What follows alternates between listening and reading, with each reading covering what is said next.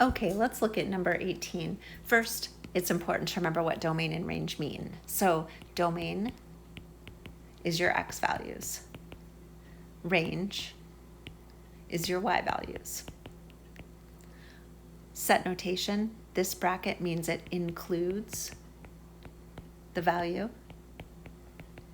This value means it excludes. So includes the value would be when you have a closed circle, excludes the value would be when you have an open circle.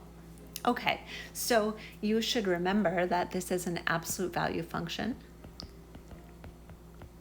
That means it's shaped like a V. And if you know your parent and child functions, you know that the original absolute value starts at 0, 0. Its vertex is 0, 0, and it goes over 1, up 1 in perpetuity on either side. So you're essentially graphing the line y equals x and y equals negative x. This moves over 3 to the left. It's inside the absolute value, so it's going to go left 3 and down 5 because it's outside the absolute value. So its new vertex is negative 3, negative 5. So remember, let's go back to that range equals y values, okay? So it starts down here at negative 5. It's going to be a V. I'll just draw a little.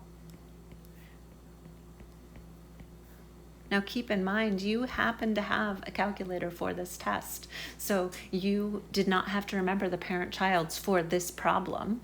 You can just graph this and say, oh yeah, it starts down here on the y values of negative 5. It gets a closed circle. That is its vertex. It includes that point.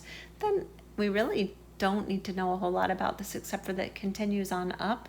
So the nice thing is every single answer has infinity as its top value. But this is your x value, this is your y value. It's asking for the range. So you immediately have to rule out your 3 and 4. Your x value is 3. So you might be thinking, well, it's an ordered pair. It shouldn't be my y value first. But they're really just saying the range. They're already speaking about y's. So this is not an ordered pair so much as it's saying, where is my y value starting? And we agree that it's starting at negative 5. We need to know it includes negative 5. That means you choose your bracket, and it is choice 1.